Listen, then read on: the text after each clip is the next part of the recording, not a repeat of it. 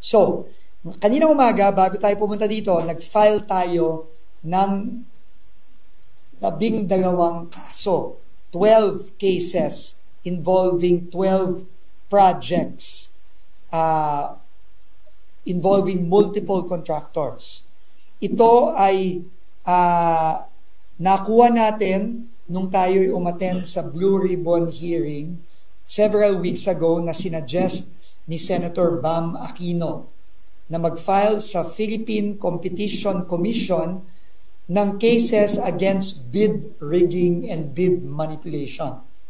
No, yung pandaraya o yung pagluluto ng mga bidding sa loob ng DPWH. At nagpapasalamat tayo kay Senator Bam Aquino sa kanyang suggestion na ito. At ngayon, nag-file na tayo ng unang 12 cases against different contractors. I think 6 contractors? 5 contractors. Oo. Nag-file tayo against St. Timothy, SunWest, Wawaw, Sims, at IM Construction. Ito yung mga finailan ng DPWH ng kaso, at alam nyo naman, ang SunWest ay finailan na rin ng ICI sa Ombudsman this week. So, 5 contractors involving 12 projects. At ang hinihingi natin dito sa PCC ay imbestigahan sila against bid manipulation na may kaukulang penalty per contract violation. So, ang gagawin nating strategy dito, we will be filing per contract violation here. No? So, ito yon, no? 3 contracts ng Wawaw, 2 contracts ng IM, 2 contracts ng Sims, 2 contracts ng St. Timothy, at 3 contracts ng SunWest. No? So, ang penalties dito ay for first violation, 110 million pesos per contract. Initial yon, no, for first. Pero yung mga susunod, pwedeng umabot hanggang 250 million per contract.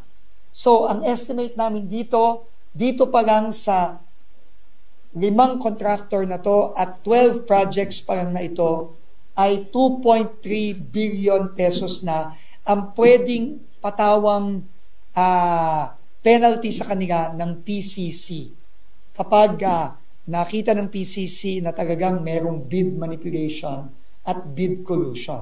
Alam nyo naman, si Diskaya mismo ay umamin sa Blue Ribbon na yung mga iba't iba nilang kumpanya nagmomoro-moro dito sa mga bidding na ito at kasama yon sa mga sinabmit nating ebidensya sa PCC.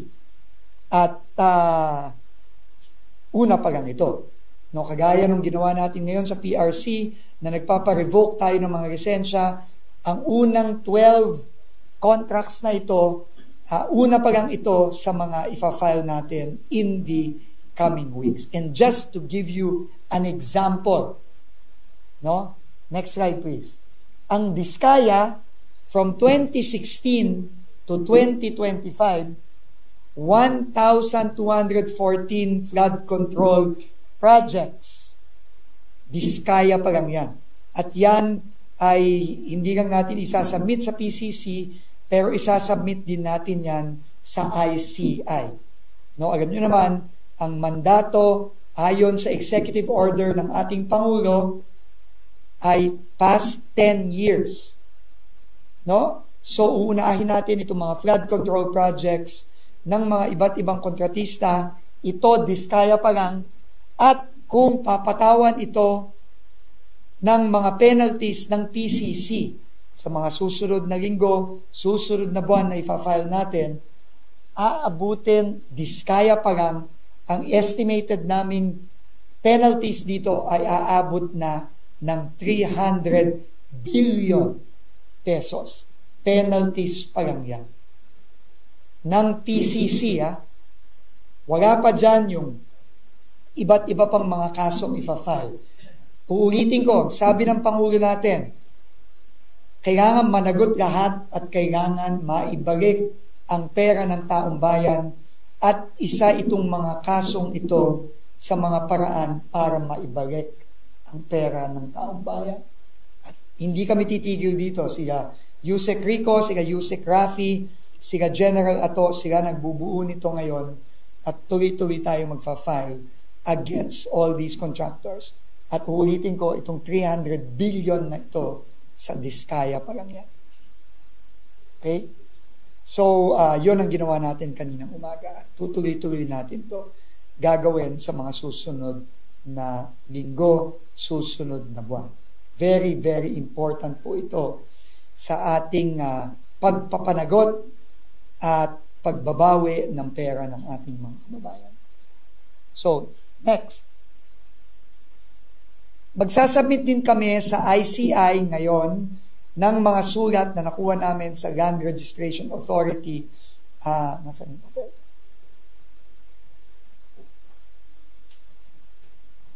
So we will be submitting a list of properties of the first cases that we filed. Ito yung Wawaw, sila Alcantara, sila Sims, kasama sila Diskaya. Magsasubmit kami sa ICI today nang nakuha naming listahan ng mga bahay at lupa ng mga iba't ibang personalities and companies. At dito pa lang, sa Diskaya pa lang, na-appraise na yung 18 out of 18 properties at ang appraised value ng LRA, ng Land Registration Authority, ay 1 billion pa lang sa Diskaya pa lang. Again, kasama to sa pagbabawi natin ng pondo ng pera ng taong bayan. Kasama din yan. So, alam nyo naman, nag-announce na rin ng AMLC. By the way, isasubmit din namin sa AMLC ito kasama ng ICI. At alam nyo naman, press release ng AMLC, I think kahapon, na yung kanilang mga freeze orders ay hindi lang mga accounts, kundi pati real properties and other assets. Next. Finally, again, kasama din to sa pagbabawi ng pera, pero ito related naman dun sa mga projects na either ghost or substandard na kailangang ayusin. So we wrote a total of 4 letters to different surety companies and insurance companies to recover yung surety bonds at 89 million. Maliit lang to, pero kahit na maliit, sinulatan pa rin natin 4 na project ito. Tama na?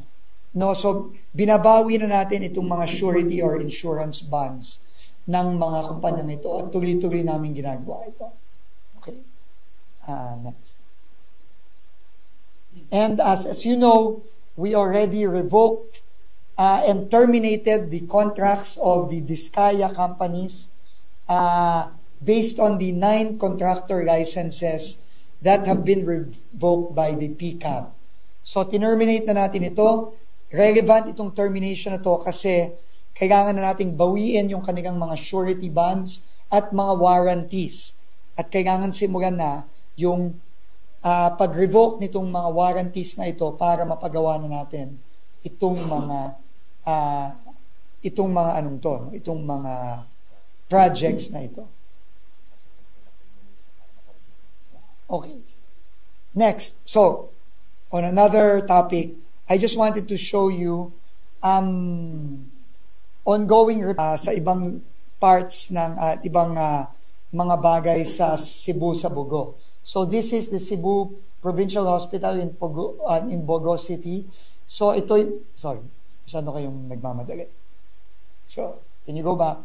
So ito yung we cleared 2 buildings in the Cebu Provincial Hospital in Bogo. Buildings 21 and 22, and we already started the repairs para yung mga kababayan nating tinitreat ngayon sa labas ng ospital makapasok na. So yesterday the President announced that we cleared several buildings.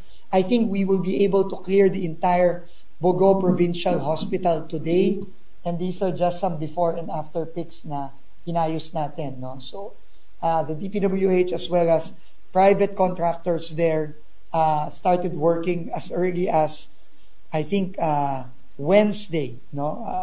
The earthquake happened Tuesday night, and we started working already Wednesday and Thursday.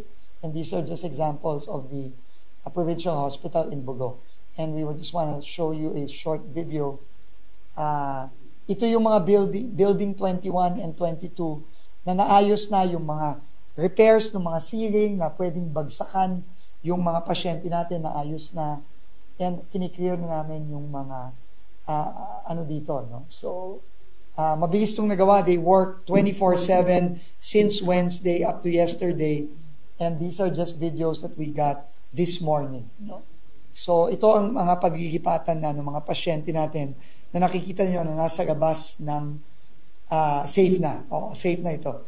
Binigyan na ng clearance ito ng structural engineering assessment team natin sa Bogo. Okay. So, we will give you these videos later on.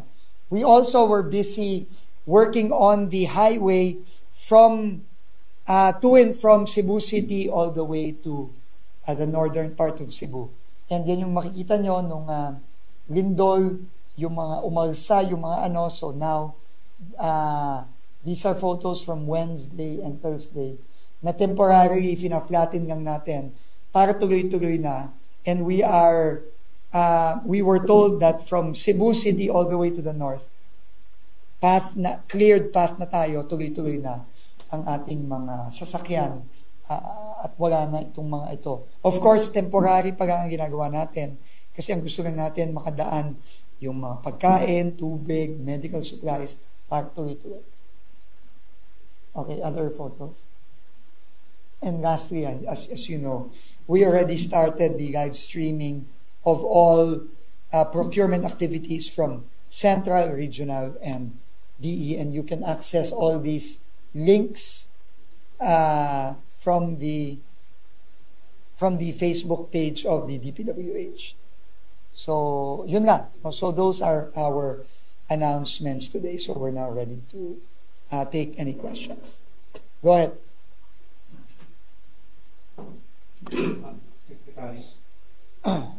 Secretary, dun sa yung dapat dito, Diskaya pa lang yung example natin PCC, 300 billion. Diskaya ba pinakamarami? Oo. Kasi 2016 to 2025 yun. 1,200 plus contracts yun, flood control. So, unahin natin yung mga yun. Madami talaga yung... Ang Diskaya ang pinakamadami kasi top 2 ba sila? O top 1 sila ngayong 23 to 25. Pero top 1 din ata sila nung 2016 to 2025 nung nakaraang administrasyon. So, ano yun? Diskaya ang champion dito. May rough estimate ba tayo kung isasama natin initially yung 15 contractors na wala pa. Abot ba tayong trillion dito? Hindi ko masasabi. Kasi ngayon, ang ginagawa natin is kung sino yung mga contractor na kinasuhan pa lang, yun ang inuuna namin. No, yun ang inuuna natin. So, ayoko munang magsalita dun sa tungkol sa mga contractor na hindi pa nakakasuhan. Pero definitely, champion ng Diskaya dito. Lalo na kung pagbabasihan natin yung mga napakarami nilang kontrata ng previous administration. Yes, Joseph, thank you.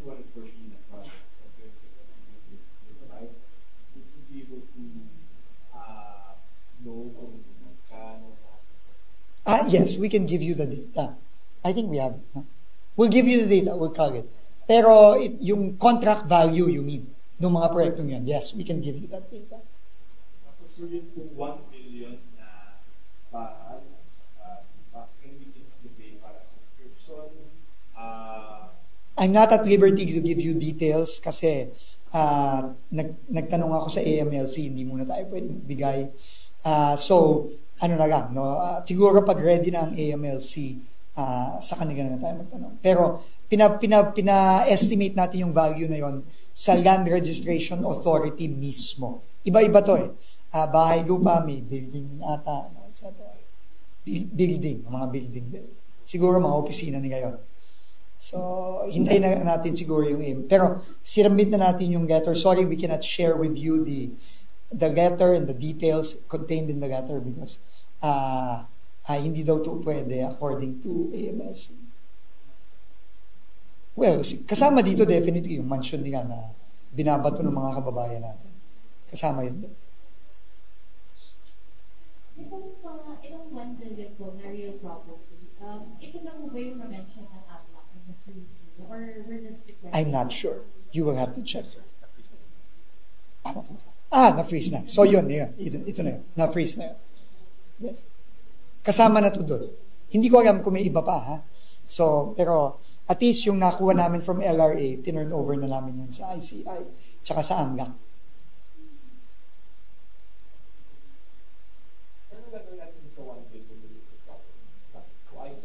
And AMLAC. ICI and AMLAC. Nasubmit na namin. Na-freeze na pala. So, good. So, kita nyo naman, kakabigay lang ata namin to 2 days ago. So, na-freeze na pala ng AMLAC ito. So, mabilis umaksyon ng AMLAC.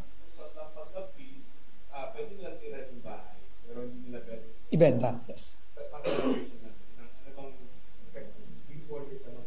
Maybe I can ask Undersecretary Bernabe to just respond to that. Basically, sir, they can proceed later on for future. Yeah, yung heartthrob nating Undersecretary. Yeah, so basically na-freeze nila yan para maprotektahan at hindi mabenta yung mga assets. And later on, if found liable, they can go and initiate forfeiture proceedings against these properties. Yes, actually separate po yun, no? They can now file civil forfeiture proceedings. If found that the proceeds used to buy these assets are from unlawful activities, money laundering activities. So yun po yung AMLA, no? If nagamit nila ay money laundering proceeds para dito sa mga pambili ng mga real properties na ito, then they can initiate civil forfeiture. And while this is pending, naka-freeze ito to ensure that these are protected and will not be disposed by the parties. But we don't have to wait until they're convicted. Yes, that's right. Separate po ito. Distinct and separate.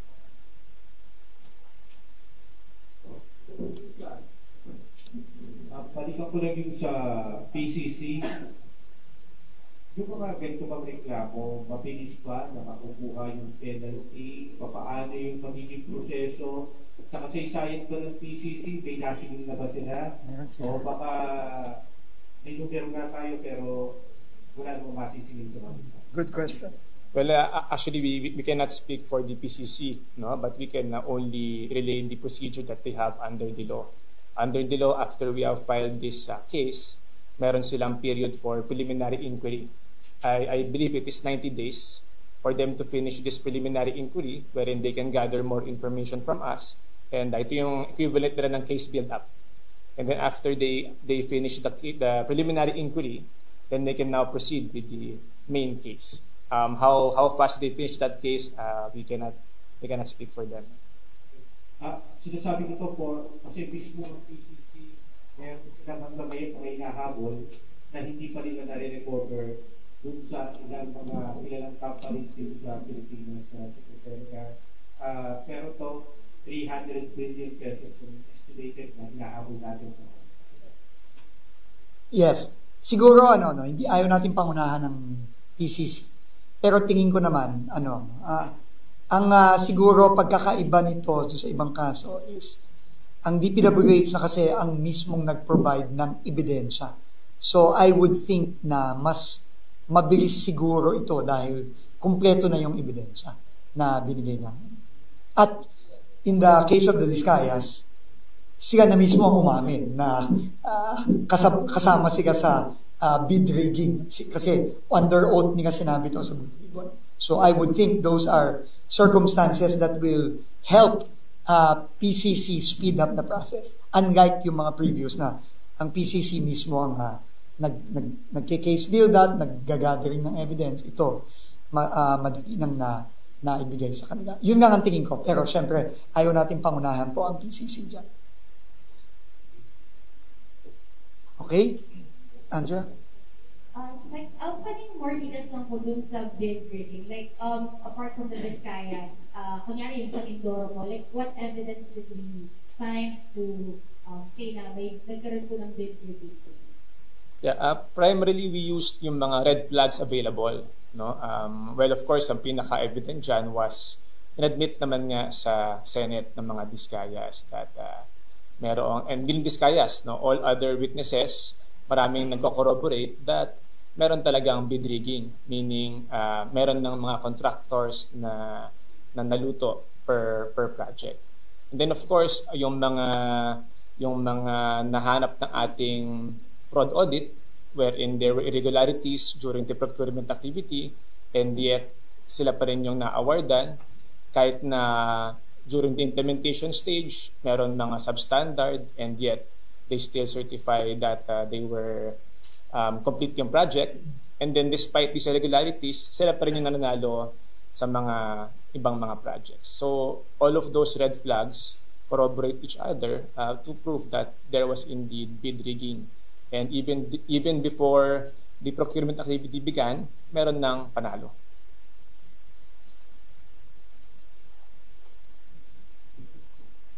Sir, hindi po ba parang ang sinasabi ng reports po now is yung pumipili ng contractor is the lawmaker or the proponent. Parang how do we meron po po tayo? Well, I think it's immaterial kung sino yung namili ng winner. No, the point is there was already a predetermined winner, and all the circumstances and evidence point to that, na talagang meron na nangyaring bid rigging during the procurement process. Yeah. Siguro just to add to that, no? I mean, kailangan intindihin natin na itong mga kasong, iba't ibang kasong fina-file natin, may kanya-kanyang purpose yan, no? And yung PCC filing, ang main purpose niyan is mapinalize yung mga contractor para mabawi natin ulit yung pondo ng naninakaw nila, no? So this is one way na hopefully mas mabilis nating mabawi yung mga ninakaw na pera.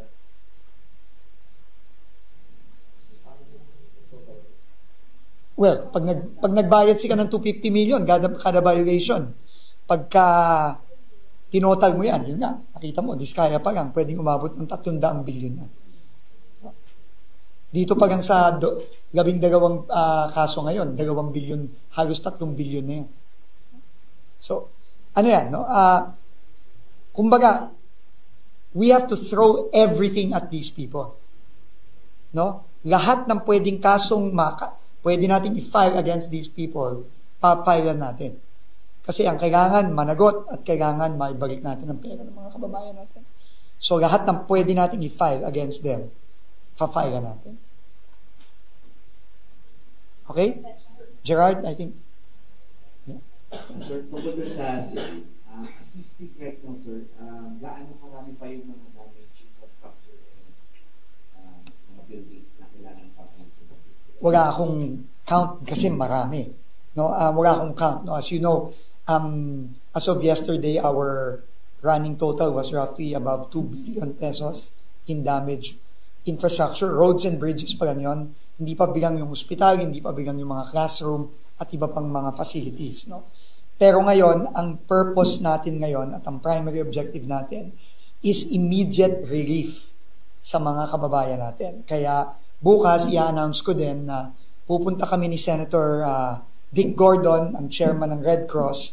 Pupunta kami ng Cebu bukas para kami mismong dalawa ang magsusupervise ng pagtatayo ng tent city natin na in-announce ng ating Pangulo kahapon. No? Kasi alam nyo, ang problema ngayon sa Cebu, sa Bogo in particular, at sa iba pang mga lugar, yung mga kababayan natin takot bumalik sa mga bahay nila. Kaya pinipilit nilang matulog sa labas. At marami sa kanila sa tabi ng kalye at minsan kung saan-saan na lang sila natutulog kasi nga ayaw nilang bumalik sa mga bahay nila. dahil sa mga aftershock. At syempre, dala na rin ng trauma. No? So ayaw nilang pumunta sa kahit anong structure na may bubong. No? So ngayon, ang sabi ng Pangulo, ang solusyon lang natin dyan, magtayo tayo ng tent city sa mga open spaces. Yun ang ginagawa na natin ngayon after nung utos ng Pangulo natin kahapon sa visit niya. So, I think they will start building the tent city already today. They already found a site, a big soccer field very near the Bogo Provincial Hospital. And pupuntahan namin yan bukas sa Bogo kasama ni Chairman Gordon. At Red Cross will provide up to 1,000 tents, and these are tents per family. No, kada pamilya ito. No, so 1,000 families initially, no. At ang natin diyan, no, all over Northern Cebu. Hindi lang sa Bogo, kundi all over, no. So kasama din ang pagtatayo ng mga medical tents, mga food and water tents, at kasama din ang pag-provide ng temporary na kuryente at tubig sa mga tent city na ito. Kasi talagang nakakaawa yung mga kababayan natin. Hindi natin sila masisi kung ayaw nilang bumalik sa kanilang mga bahay. Kasi kahit kami na nandun ako nung Wednesday at kahapon kasama ng ating Pangulo, ang daming mga aftershock na medyo malakas talaga. So, hindi natin masisi. Pero at the same time, nagki-clear na rin tayo ng mga structure na structurally sound at kampante tayo na hindi magigibang kahit na magkaroon ng mga aftershock. So pati yon in combination with the tents that we will be setting up will give some relief to our people. So nakakaawa talaga yung mga kababayan natin na natutulog na lang. Lalo na ngayon, may parating na mga bagyo, umuulan, we cannot expose them to the elements. Yung mga road networks natin within Cebu, okay na, madadaanan na. Yes. So, kagaya nung pinakita ko sa inyo, ang unang ginawa natin, Wednesday pa lang, ginawa na nating passable yung main highway papuntang Northern Cebu. At as of Wednesday afternoon and yesterday, cleared na tayo all the way from Cebu City all the way to Northern Cebu. So, yung movement ng goods natin, tuloy-tuloy na yan. Pero syempre, temporary pa lang ang pag-aayos dyan. At tuloy-tuloy tayong gumagawa niyan. At yung ospital, na-clear na natin at tuloy-tuloy na rin ang pagpapagawa natin. Ang next na susundan natin na gagawin, yung mga bridges naman at yung mga classrooms na kailangan natin magawa. Hindi pa natin masasabi yan. So now, hopefully, hindi naman years ang pinag-uusapan natin dito. Hopefully, months lang. Kasama na rin, syempre, yung mga simbahan na nasira, yung iba pang mga structures na nasira. So, kasama lahat yan. Wala pa tayong assessment of that right now. No? Ngayon lang tayo yung immediate needs muna ng mga kababayan natin. Sabi nga ng Pangulo natin, dun muna tayo sa immediate relief. Alam natin, hindi kayo sa Cebu, sa pangyayari na yan, sa earthquake. Sa ngayon ba, hindi ko alam kung may tanong na to sa kanyang pastor, na kung nandito pa tayo,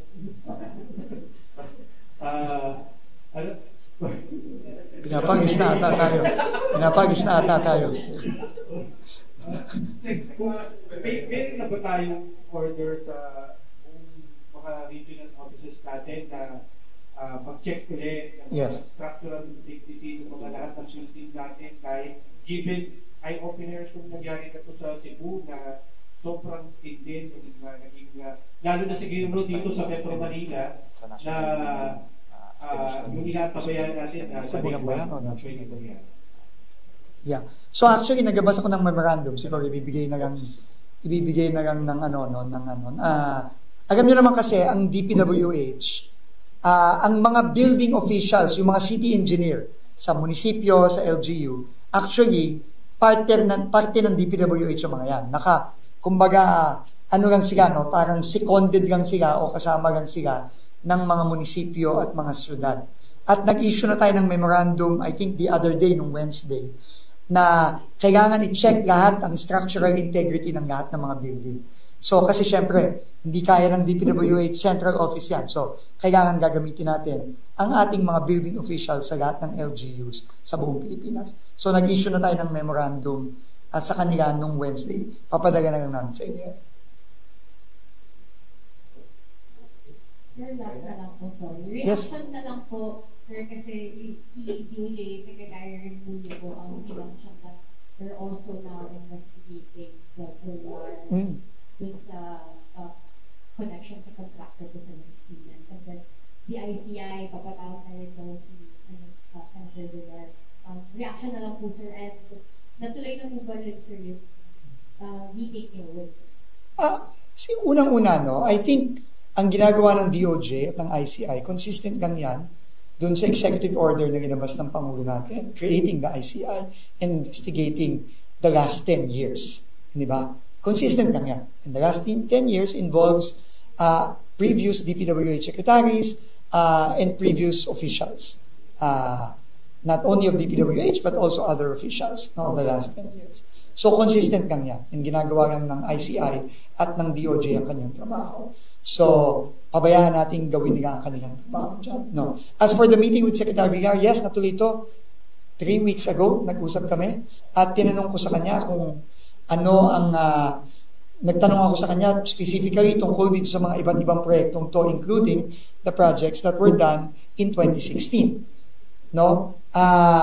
Including Sunog Apog, including a lot of the other projects na problematic na nakita natin na nangyari nung previous administration. So, binigyan ako ng mga inputs ni Secretary Villar, binigay din niya sa akin yung mga tao na kailangan kong hanapin para maintindihan ko itong mga iniwang mga problemang ito nitong mga nakaraang administration.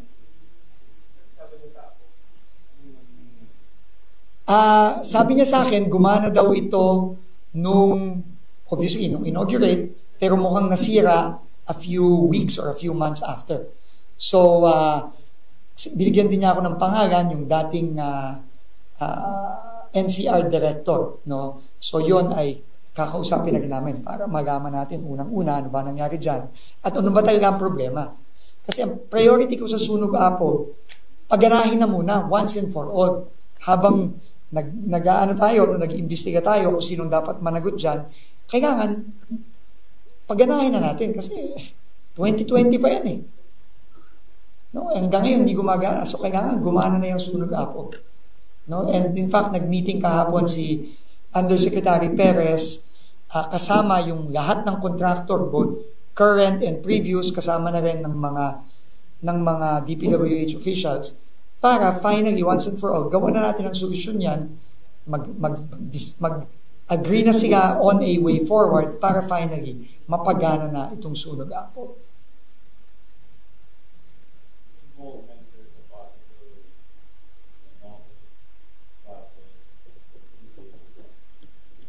Well, alam naman ni Senator Villar, former Secretary Villar, na ang investigasyon dates back to his tenure as DPWH Secretary. So, I think he is ready for that and he will face the ICI and both the DOJ. Well, I think so. I don't think he needed to say that. No, but I think they're ready for that. May particular na ba kayo falls under Senator Villar? Well, right now, tinitingnan namin yung Sunog Apog. Tsaka yung Davao Occidental na ghost at yung problema din dun sa Arayat na 2017 pa sa nangyari. So yung tatlong yun. Yung Davao Occidental, 2021 kasi yun, 22. Pero nag-overlap na rin yun with the new administration. Last week, yes. Last week. Wala pang update. Well, ongoing yung investigation doon. Okay? Thank you, everybody. I think that's enough until Sunday. And then, You are very welcome to join me in Cebu tomorrow. Kung hindi ka gagalaw, sir, yun yung Sunday. Ano na? We have to wait for the new special advisor to arrive. I think he is arriving in the next few days from abroad. So, siguro, once General Azurin arrives, maybe we will be doing a joint inspection already together or a joint press conference. Thank you very much, everybody. God bless everyone. Ingat, may bagyo na naman daw. Secretary, may pahabol na tanong si ano. Sir, may sinabi si We have the contract amount for the 1,000. You can get it here already. We have the contract amount for the 1,214 flood control projects of Diskaya from 2016 to 2025. It's roughly close to 80 billion pesos. 77.9, so 78 billion pesos. 77.9 billion pesos. Teka, sorry, mag-iata yan. 77 billion, plus ang estimated penalties mo, 300 billion. Ba't ganun? Kasi 250 million yon per contract.